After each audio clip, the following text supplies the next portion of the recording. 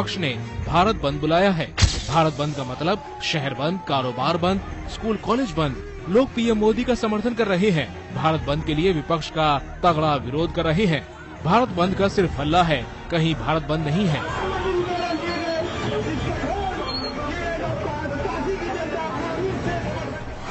ABP news ने भारत बंद के इस मैसेज की पड़ताल की। हमने कई पार्टियों से पूछा कि भारत बंद के मैसेज को लेकर उनका क्या स्टैंड है।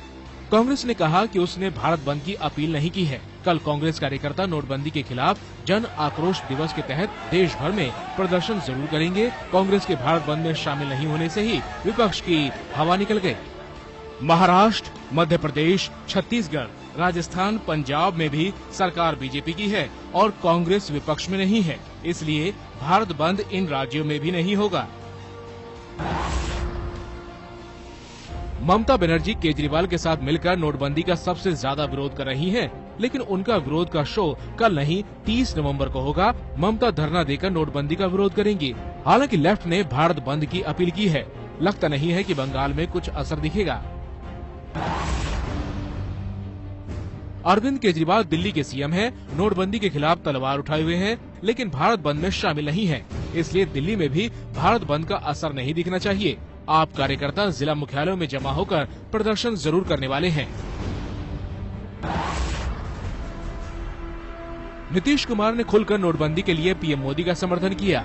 जेडीयू भी भारत बंद की किसी मुहिम में शामिल नहीं है। जेडीयू ने तो ये भी साफ कर दिया कि वो ममता बनर्जी के धरने में भी शामिल नहीं होगी। विपक्ष के म्यान से जितने बाण निकल रहे हैं वो नोटबंदी के खिलाफ हैं, लेकिन विपक्ष के होते हुए भी नीतीश ने खुले दिल से मोदी के नोटबंदी के फैसले का समर्थन किया। इसलिए तो आज बेंगलुरु से बीजेपी अध्यक्ष अमित शाह ने नीतीश को धन्यवाद दिया।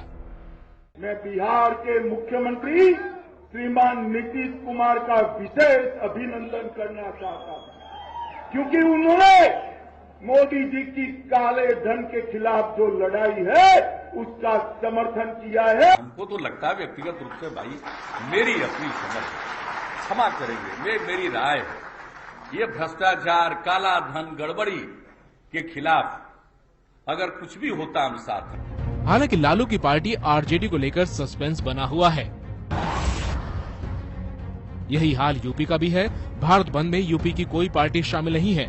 चुनाव से पहले बीजेपी का खेल बिगाड़ने के लिए समाजवादी पार्टी और बीएसपी को बढ़िया मौका मिला है। समाजवादी पार्टी तो नहीं, लेकिन मायावती रोज मोदी पर हमले कर रही हैं। आज शाम भी उन्होंने नया हमला किया। विरोधी लोग इनके बिना पूरी तैयारी के लिए गए नोटबंदी के फैसले का विरोधी लोग अपने खुद के हित के लिए नहीं, बल्कि इससे बुरी तरह से प्रभावित हुई देश की लगभग 90% जनता की पीड़ा को अपनी पीड़ा ही समझकर इसका विरोध कर रहे हैं। कि केंद्र सरकार ये कहती है कि 500,000 रुपए बंद होने से भ्रष्टाचार कम हो जाएगा, काला धन लोग इकट्ठा नहीं कर पाएंगे और जो बाहर से पैसा आता था आतंकवादियों या नक्सलियों पे, वो पैसे का खुलासा हो जाएगा। आज के 6 महीने के बाद केंद्र सरकार को तीनों सवालों का जवाब देना होगा।